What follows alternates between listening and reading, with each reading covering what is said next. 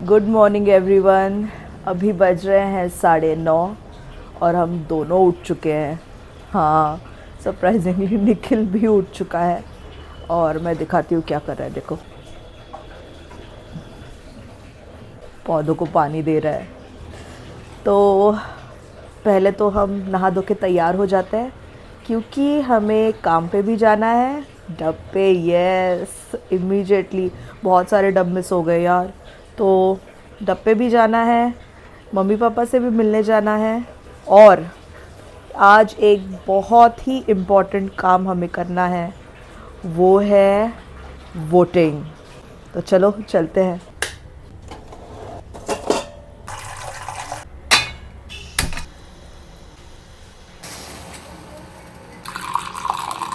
तो जी मैं हो गई हूँ तैयार। हाँ, मैंने आज ड्रेस पहना है क्योंकि थोड़ा सा जो लगा है ना वो थोड़ा पेन कर रहा है अभी, तो उसको थोड़ा ओपन रखने के लिए मैंने आज ड्रेस पहन लिया है। दिशा मौसी आ गई है। इनको जब मैं डाइव कर रही थी वो देख के बहुत डर लगा। काय वाटलं तुम्हाला? तो मला अशी म्हणजे भीती वाटलेली की ताई कुठे गेली वाटते. खरंच मी खूप विचार करत होती किती वेळ ताई पाण्यात होती. दादा ताई नाही पण खूप सेफ आहे माहिती आहे. हो, खूप सेफ बरं. आहे. मजा आली, खूप मजा आली. चलो बाय. चला बाय. बहुत अच्छा लगता है यार घर वापस आके।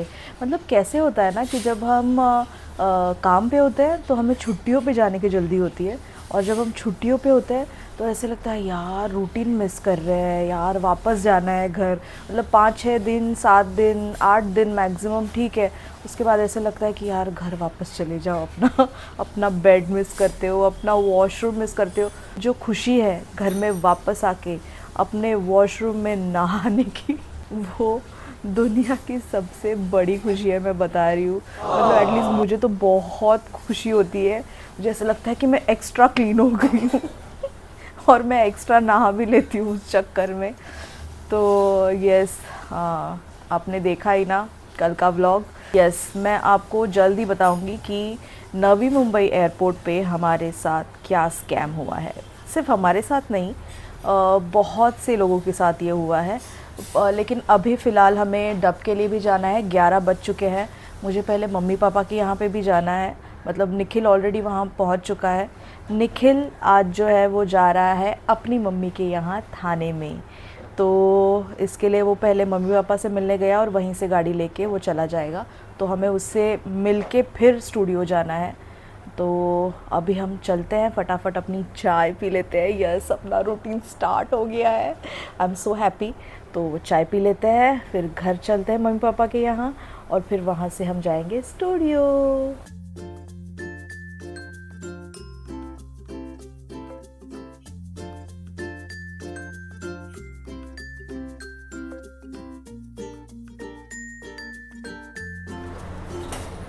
देखते हैं दरवाज़ा कौन खोलता है।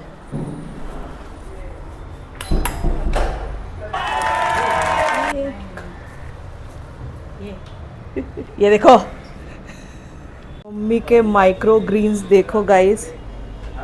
ये मैं प्रोसेस बताऊंगी आपको कि ये मम्मी ने कैसे ग्रो किए, और ये 4-5 दिन में ही ग्रो, 4-5 दिवस झाले। ये 7th डे है। ओ माय गॉड, ये अब भी उठ रहा है, देखो इसको। गाइस, नया जूस आ गया है। इसमें क्या क्या है? मम्मी काय काय है? आणि हे green micro greens. Green Nikhil आवळा पीना, पीना आवळा पीना। एकदम इन्होंने वक्त बदल दिया, जज्बात बदल दिए, जिंदगी बदल दी। काय क्लास एक नंबर. खरंच क्लास एक नंबर. वा. चेहऱ्यावरून तर असं काय वाटत नाहीये. खूप हेल्दी आहे. देखो, जो जज्बात है वो चेहरे के एक्सप्रेशन से बिल्कुल मैच नहीं कर रहा। हो, घ्या ना ते प्यायला, तिला व्हिडिओ काढायचा. तो नाही, चांगलं आहे. मैं ट्राई खरंच करके चांगलं देखती हूँ।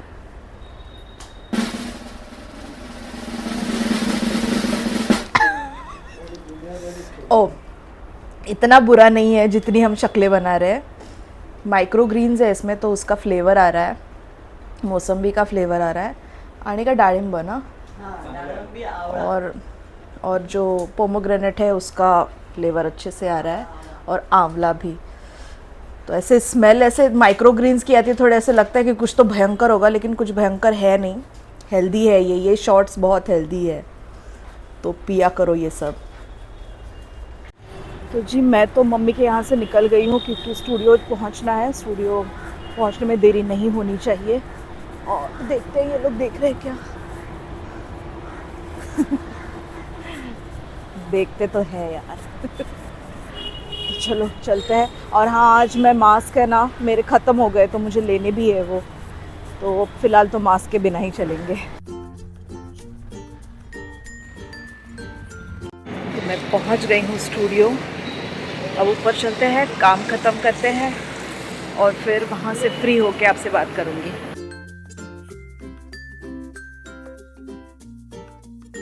तो हमारा डब हो गया ख़त्म, अब चलते हैं घर, मतलब मम्मी के यहाँ।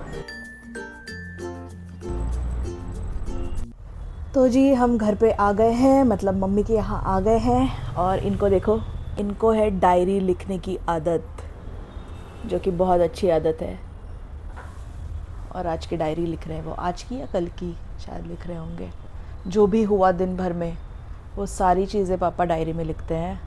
कितना खर्चा हुआ वो भी लिखते हैं, किसने क्या किया वो भी लिखते हैं। मैंने अगर फ़ोन नहीं किया है तो लिखते हैं कि मैंने फ़ोन नहीं किया, मैंने ढंग से बात नहीं की तो लिखते हैं कि मैंने ढंग से बात नहीं की,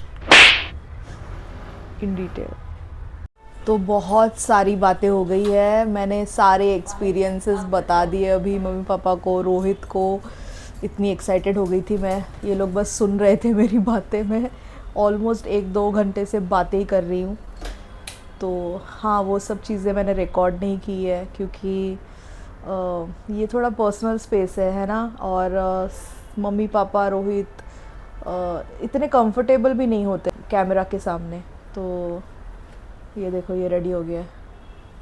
क्यों रेडी हुआ है पता है ना? आज बहुत ही ज़्यादा इम्पॉर्टेंट डे है और ये चीज़ हम सभी को करनी चाहिए, जो है वोटिंग। ये बहुत ही इम्पॉर्टेंट अधिकार है जो हमें दिया गया है और इसका यूटिलाइजेशन हम सभी को करना ही चाहिए। तो अभी हम चारों जा रहे हैं वोटिंग के लिए। तो हम निकल चुके हैं वोटिंग के लिए, मम्मी पापा।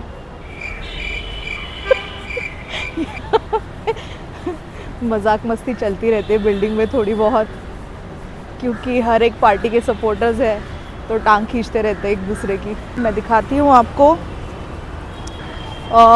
देखो कुछ इस तरह की रिसीट जो है वो आपको पहले ही पहुँच गई होगी घर पे। अगर ये रिसीट नहीं मिली है तो मैं आपको बताती हूँ कि ये रिसीट आपको कहाँ से मिल सकती है। वैसे आप सबको पता ही होगा ये सब चीज़ें, पर फिर भी जिनको नहीं पता है मैं उनके लिए बता दूँगी ये चीज़ें।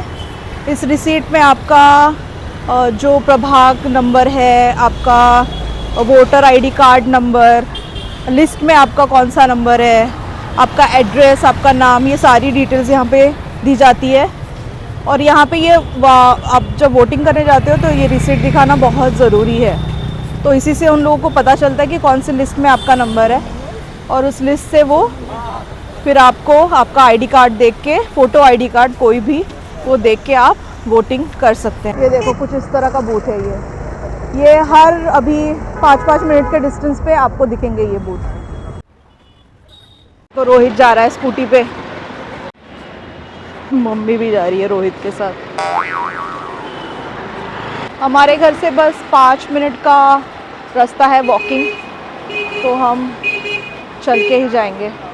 तो मैं आपको बता दूं, हर एक बूथ पे जो है कुछ लोग रिक्शा भी फ्री में दे देते हैं बूथ तक। तो अभी हमारे एक पहचान के थे जिन्होंने हमारे लिए रिक्शा भेज दी है, तो हम अभी जा रहे हैं रिक्शा से बूथ तक। सेवा है ये सेवा कर रहे हैं लोग कि भाई किसी तरह से वोटर्स को, मतदाता को तकलीफ ना हो, इसलिए जा रहे हैं। हाँ, समझ गए ना। बस अब अभी पहुंच रहे हैं और इसके आगे मैं कोई भी रिकॉर्डिंग नहीं कर सकती, ये अलाउड नहीं है। तो वोट करके आके अब से मिलती हूँ। हमें छोड़ के जा रहे हैं, देखो कहीं पे।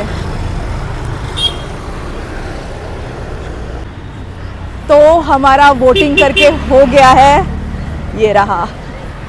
ये हमारे संविधान के प्रति और हमारे देश के प्रति ये एकमात्र कर्तव्य है जो हम सभी को निभाना ही चाहिए। आपने नहीं किया है तो अभी जाओ और वोट करके आ जाओ। और एक बात बता दूं, जिस सेवा के बारे में पापा बता रहे थे ना कि रिक्शा से आपकी सेवा की जाती है, आपको बूथ तक पहुंचाया जाता है, तो सिर्फ पहुंचाया जाता है, आते वक्त आपको चल के ही आना पड़ता है। ये वापस आ गए ना। तो मैं घर पे आ गई हूँ और मम्मी ने फ़िश भेजी है, तो अभी लंच कर लेते हैं, फ़िश खाएंगे। Hello everyone, I am back. नहीं, मैं सोई नहीं थी, मैं बस टीवी देख रही थी। मैंने जो 5 दिन के व्लॉग्स डाले हुए हैं मैं उन्हें देख रही थी। तो मैं अपना काम जो है डबिंग का भी और ये वाला भी, अभी तो हमें 11 दिन ही हुए हैं, आज का 12वां दिन है हमारा। तो मैं अपने काम जो है वो बार बार देखती हूँ। इससे क्या होता है कि आपको आपकी ही कमियाँ जो है वो पता चलती है, तो आपको टाइम मिलता है कि आप उन पर वर्कआउट करो। फिर जो आप नेक्स्ट प्रोजेक्ट अपलोड करते हो या नेक्स्ट प्रोजेक्ट डब करते हो तो उसमें आप वो मिस्टेक्स दोहराते नहीं हैं। मतलब मैं एटलीस्ट ऐसे करती हूँ कि मैं देखती हूँ, ऑब्ज़र्व करती हूँ, मैं जो मेरे क्लोज्ड लोग हैं उनसे पूछती भी हूँ कि आपके क्या सजेशंस हैं, and I work towards it. मैं उन पर काम करती हूँ और बेहतर होने की कोशिश ज़रूर करती हूँ। तो मैं वही कर रही थी, व्लॉग्स देख रही थी। फिर मैंने थोड़ा एडिटिंग भी किया क्योंकि आज का व्लॉग जो है वो अपलोड करना है। अभी बज रहे हैं 7 और मैंने कॉफ़ी ले ली है। हाँ, तो यस, मैं ये ज़रूर चीज़ें करती हूँ। अब बात करते हैं कल वाले इंसिडेंट की, जो स्कैम हमारे साथ नवी मुंबई इंटरनेशनल एयरपोर्ट पे हुआ है उसकी। ये सिर्फ हमारे साथ नहीं हुआ है, हमारे साथ जितने भी लोग ट्रैवल कर रहे थे प्लेन में उन सभी के साथ ये हुआ है।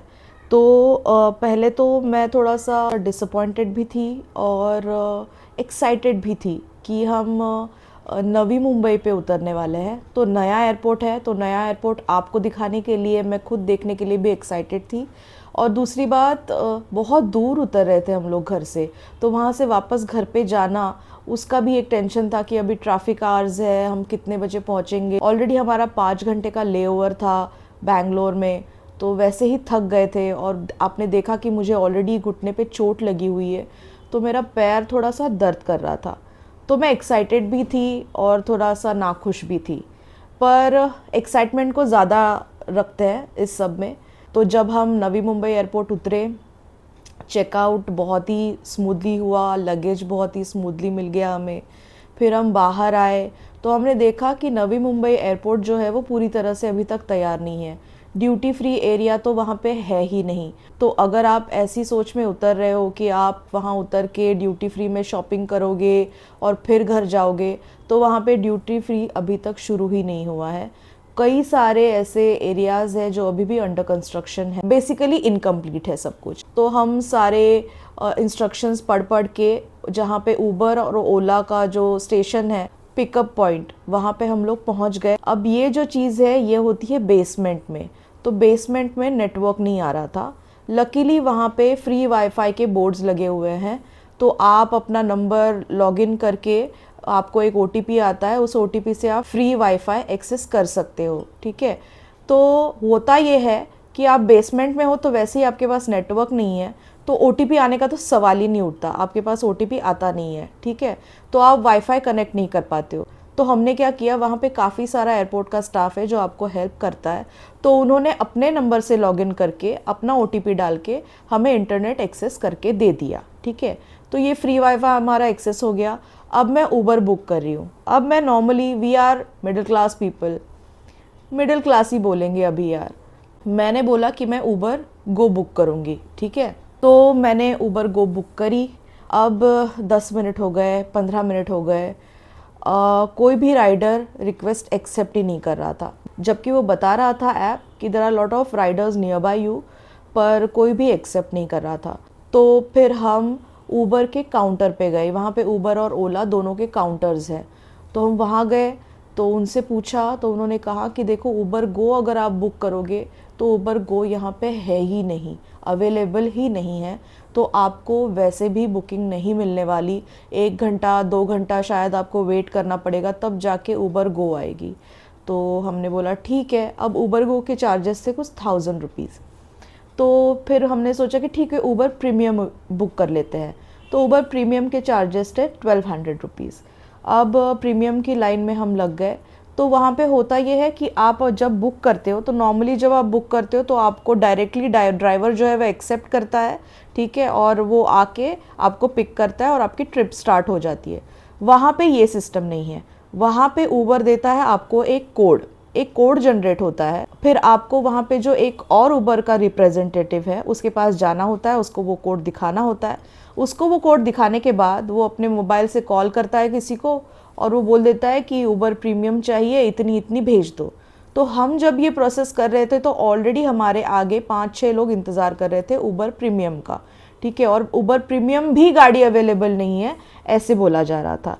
तो जब मैंने उनको बोला कि आप प्लीज़ थोड़ा सा जल्दी कीजिए क्योंकि मुझे चोट लगी हुई है, मैं ज़्यादा देर तक इंतज़ार नहीं कर सकती, तो उन्होंने बोला मैडम प्रीमियम तो गाड़ी है ही नहीं, अभी आने में थोड़ा टाइम लगेगा, आप एक काम करो, आप ऊबर एक्सेल बुक कर लो। तो मैंने सोचा कि एक बार चार्जेस देख लेती हूँ ऊबर एक्सेल के, अगर लिमिटेड हुए तो ऊबर एक्सेल ही बुक कर लूँगी। तो ऊबर एक्सेल के जो चार्जेस थे वो थे 2500 रुपये। मतलब एकदम से आपके चार्जेस जो है वो डबल ऑलमोस्ट ट्रिपल हो जाते हैं, ठीक है। तो मैंने उन्हें बोला कि भाई इतने 2500 तो हम नहीं देने वाले, आप प्रीमियम ही हमें चाहिए, तो हम प्रीमियम बुक कर रहे हैं, आप प्रीमियम गाड़ी प्लीज़ बुलवा दो, ठीक है। उतने में 2 प्रीमियम गाड़ी आ गई, तो हमारे आगे के जो थे पहले क्यू में लोग खड़े थे तो वो लोग चले गए। अब ये हमें बार बार इंसिस्ट कर रहे हैं, ना कि हमें बल्कि वहाँ पे जितने भी लोग थे हमारे साथ, कुछ 2-3 सीनियर सिटीजन्स भी वहाँ पे थे, तो वो भी खड़े थे, वो भी परेशान हो गए थे क्योंकि 15-20 मिनट 30 मिनट हो गए, गाड़ी अवेलेबल ही नहीं थी, ठीक है। ये बार बार फ़ोन कर रहे थे, किसी को पता नहीं, वो जो रिप्रेजेंटेटिव थे, कि गाड़ियाँ भेजो गाड़ियाँ भेजो। अब वहाँ पे थोड़ी देर के बाद आ गई वैगनार। मेरा जितना नॉलेज है, वैगनार जो गाड़ी है वो ऊबर गो के लिए अलॉट की गई है, ठीक है। अब ये वैगनार आई तो जो नॉर्मल गो वाले थे, कुछ लोग गो वाले भी थे जो काफ़ी देर से इंतज़ार कर रहे थे और उन्हें गो से ही जाना था, तो वो वहाँ पे खड़े थे। तो जैसे ही वैगनार आई वो आगे बढ़े कि भाई गो आ गई है तो हम चले जाते हैं, तो उन्हें रोक दिया गया और उन्हें बोल दिया गया कि ये गो नहीं है, ये प्रीमियम ही है, ठीक है। तो मैंने उनसे सवाल पूछा कि भाई वैगनार तो जो गाड़ी है वो तो गो की ही है, वो तो प्रीमियर में आ ही नहीं सकती, तो आप ऐसे कैसे बोल रहे हो? नहीं आजकल जो है वैगनार प्रीमियर में भी आने लगी है, तो ये तो वही है, तो आपको अगर जाना है तो आप जा सकते हो। तो मैंने कोशिश की जाने की, लेकिन क्योंकि मेरे आगे ऑलरेडी लोग खड़े थे तो उनमें से कोई एक वो गाड़ी लेके चला गया। तो मतलब ऊबर गो की गाड़ी थी, लेकिन वो प्रीमियम का चार्जेस देके, प्रीमियर का चार्जेस देके वो जो भी थे वो चले गए। That is one thing. मतलब ये एक जो चल रहा है ना पूरा प्लॉटिंग, आप देख रहे हो कि वो वहाँ पे इकट्ठा कर रहे हैं लोगों को और they are forcing you to book XL, to pay double triple, okay. उन्होंने एक चेयर दे दी मुझे बोल दिया आप मैम बैठ जाओ क्योंकि टाइम लगने वाला है बहुत ज़्यादा, और अगर आपको वेट नहीं करना है तो आप प्लीज़ एक्सेल बुक कर लो।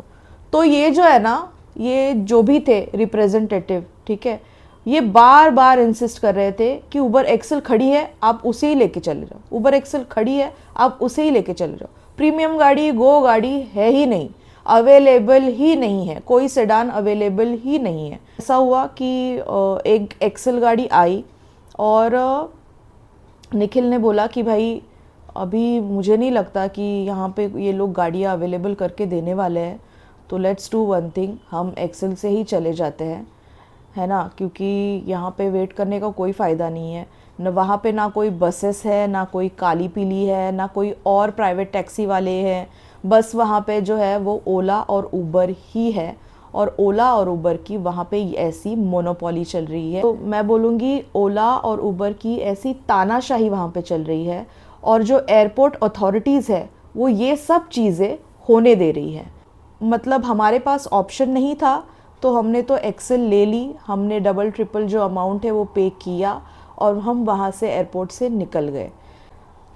तो मैं एयरपोर्ट अथॉरिटीज़, गवर्नमेंट और ओला उबर इन चारों लोगों से ये पूछना चाहूँगी कि अगर आप कोई भी सुविधा हम लोगों को दे नहीं पा रहे तो आपने किस हिसाब से नवी मुंबई इंटरनेशनल एयरपोर्ट जो है वो ऑपरेशनल किया है। हमारे जो उबर के ड्राइवर थे वो मुझे बता रहे थे, उन्होंने सुबह पूना से किसी को ड्रॉप किया था, पूना से है और इंटरसिटी किसी ने बुक की थी तो उन्होंने वहाँ से पूना से यहाँ नवी मुंबई एयरपोर्ट पे किसी को ड्रॉप किया था।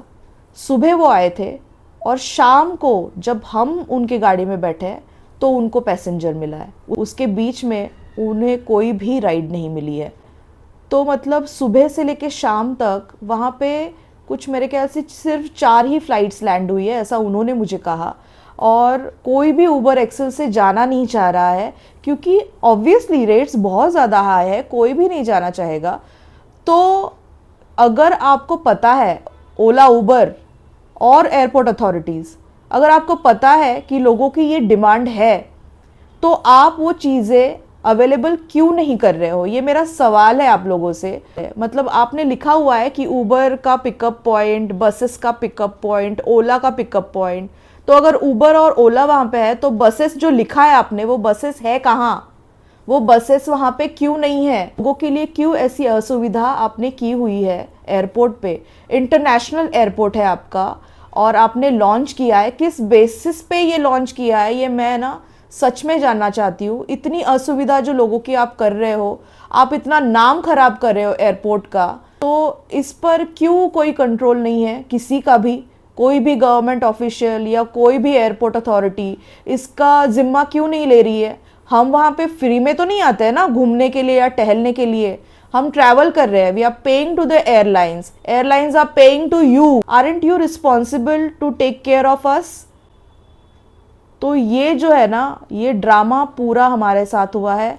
और ड्राइवर इतना मुझे बता रहे थे कि वहाँ पे पार्किंग में पानी की सुविधा नहीं है, उनको पार्किंग का जो कंडीशन है वो बहुत ख़राब है, उन्हें बाहर खड़ा रहना पड़ता है क्योंकि पार्किंग के रेट्स इतने ज़्यादा है तो अंदर खड़े नहीं रह पा रहे हैं।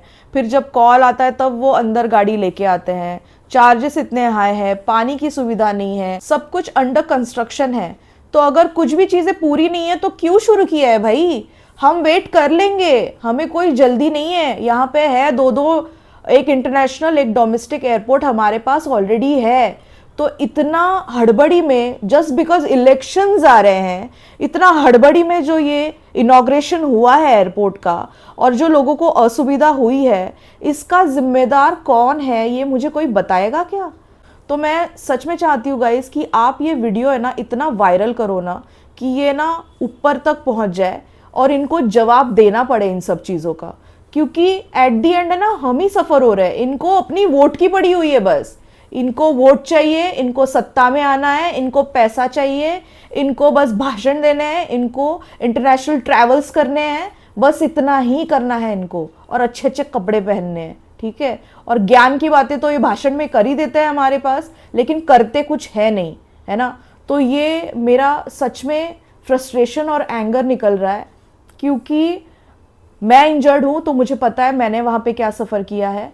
वहाँ पे सीनियर सिटीजन्स थे तो मैं समझ सकती हूँ कि वो, मुझे तो फिर भी चलो बैठने के लिए मिल गई चेयर, वो तो बेचारे खड़े ही थे। हम लोग वहाँ से निकल गए थे एक्सेल का पैसा देके, लेकिन वो वहाँ पे वैसे ही खड़े थे। कल को अगर किसी को कुछ हो जाता है, किसी को पैनिक अटैक आ जाता है या किसी को कुछ भी चीज़ हो सकती है यार, इतनी देर तक कोई बंदा खड़ा रहेगा, इतनी लंबी फ्लाइट से कोई आ रहा है, हाँ, और उसको यहाँ पे भी अगर स्ट्रगल करना पड़ रहा है तो इसका जिम्मेदार कौन है? इसकी जिम्मेदारी कौन लेगा? एयरपोर्ट अथॉरिटी लेगा, ओला उबर वाले लेंगे कि गवर्नमेंट लेगी? क्योंकि गवर्नमेंट तो इनॉग्रेशन करके चला गया है ना अपना काम करके। इलेक्शन में पूरा ऐसे पोस्टर डाल दिए कि हमने तो इंटरनेशनल एयरपोर्ट बना दिया, लेकिन कैसे बनाया है आपने? क्या आपने सच में उसे ऑपरेशनल बनाया है? क्या आपने सच में उसे सुविधाजनक बनाया है? इसका जवाब कौन देगा? तो यही था हमारे साथ जो स्कैम हुआ है, और हम सिर्फ हमारे साथ नहीं, हमारे साथ जितने भी लोग ट्रैवल कर रहे थे उन सब के साथ, मैक्सिमम लोगों के साथ ये हुआ है। कुछ लोग ओला को लेके स्ट्रगल कर रहे थे और कुछ लोग उबर को लेके स्ट्रगल कर रहे थे। स्ट्रगल सबका एक ही था। At the and I am sure कि मेरे पीछे भी जो लोग आए हैं उन्होंने भी एक्स्ट्रा ही पे करके वो आगे गए होंगे। जो इंटरनेशनल एयरपोर्ट है वहाँ से उल्वे हार्डली 15-20 मिनट्स डिस्टेंस पे है, ठीक है। मुझे उबर गो जो है वो गोरेगांव के लिए चार्ज कर रहा है 1000 to 1200 रुपीज़, मतलब उबर गो के 1000 रुपीज़ और प्रीमियर जो है उसके 1200 रुपीज़। उनको प्रीमियर का उल्वे तक का चार्ज है 950 रुपये। क्या इसका जस्टिफिकेशन क्या है, मुझे समझ में आ सकता है कुछ? ये किस बेसिस पे ये चार्जेस लग रहे हैं कि भाई यहाँ पे आप लूट सकते हो, लोगों को ऑप्शन नहीं है तो लूट लो भाई, जितना लूट सकते हो लूट लो। तो ये चीज़ें जो है ना ये हाईलाइट करनी है ना बहुत ज़रूरी है। और जो लोग ट्रैवल करते हैं ना, रेगुलर ट्रैवल करते हैं, उनके लिए ये बहुत ज़्यादा दिक्कत वाली बात है। तो मेरे थ्रू ही सही ये हाईलाइट हो रही है, I am really happy about it. But मुझे ये चीज़ें सच में हाईलाइट करनी है। अगर मैं अच्छी चीज़ें भी हाईलाइट कर रही हूँ तो ये जो बुरी चीज़ें हैं ये मेरा कर्तव्य है कि मैं इसे भी हाईलाइट करूँ, और इसका मुझे जवाब तो चाहिए ही चाहिए। मैं इसमें सबको टैग करने वाली हूँ, गवर्नमेंट से लेके ओला, उबर, Navi Mumbai international airport authorities, मैं इनको इसमें सबको टैग करने वाली हूँ और सबको जवाब देना ही पड़ेगा इस बात का। और प्लीज़ अगर आप नहीं हैंडल कर पा रहे हो तो उसे ऑपरेशनल मत करो। हमारे पास 2 एयरपोर्ट है, उससे काम चल रहा था, उससे काम चल जाएगा। जब आप पूरी तरह से तैयार हो जाओगे ना तब ये सब चीज़ें करो, आधी अधूरी चीज़ें करना बंद करो। हाँ आई नो बहुत ज़्यादा भड़ास निकल गई, पर मैं कल से अपने आप को बहुत ज़्यादा रोके हुए थी और मैं नहीं चाहती थी कि मैं जस्ट आई हूँ और मतलब मेरी ट्रिप की जो भी अच्छी मेमोरीज़ है या अच्छा टाइम है वो मैं उसे स्पॉइल करूँ। तो इसके लिए मैंने थोड़ा सा अपने आप को रोक के रखा। मैं सही वक्त का इंतज़ार कर रही थी कि मैं अच्छे से टाइम दे के इस चीज़ को हाईलाइट करूँगी। तो जो लोग मुझे जानते हैं वो समझ रहे होंगे कि मैं कितना ज़्यादा फ्रस्ट्रेटेड फील कर रही थी और हेल्पलेस भी फील कर रही थी। और मुझे हेल्पलेस फील करना बिल्कुल भी पसंद नहीं है, स्पेशली जब मैं उन चीज़ों के लिए पे कर रही हूँ। I am paying my tax to government, I have paid for my ticket.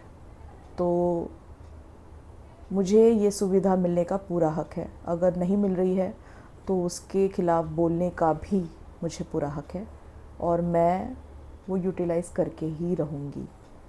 और अभी तो मैं यूट्यूब पे हूँ, शायद इसके लिए आपको ये चीज़ें पता चल रही है, बट इन जनरल भी जब मैं यूट्यूब पे नहीं थी तो मैं हमेशा से ऐसी चीज़ों को हाईलाइट करते आई हूँ, क्योंकि बहुत ज़रूरी होता है यार। अगर आप नहीं बोलोगे तो लोगों तक कभी ये पहुँचेंगे ही नहीं।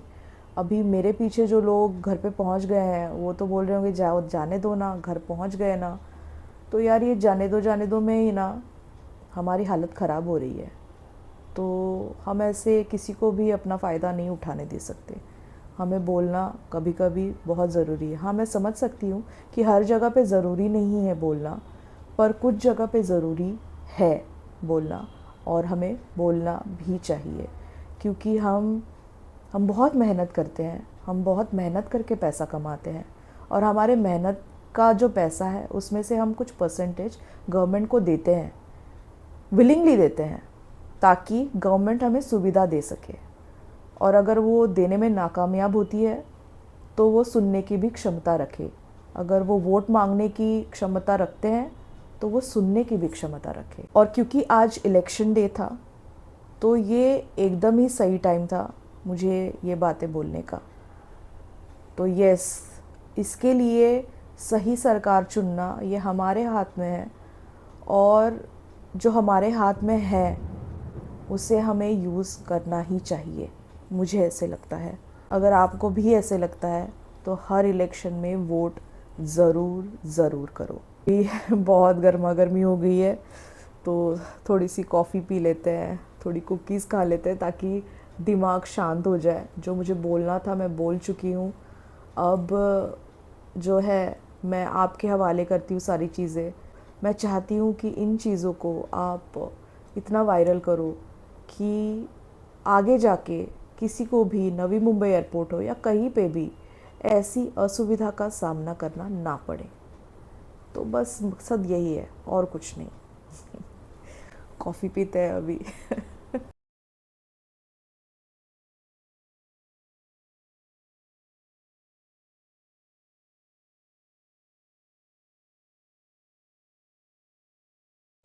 तो जी अभी बज रहे हैं 11। मैंने खाना खा लिया है और बहुत से कपड़े धोने थे। मैं सुबह से लगी पड़ी थी, मतलब सुबह जब गई थी तब एक बार मशीन लगाई, जब वापस आई तब फिर से एक बार मशीन लगाई, और फिर भी कपड़े धोने अभी भी बाकी है।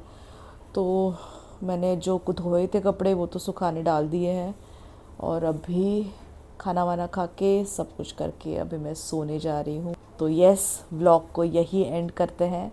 और हाँ, निखिल तो आज थाने में ही रहने वाला है, तो ये एक तरह से मेरा और उसका मी टाइम है।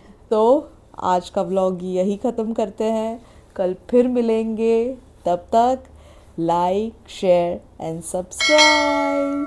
Good night.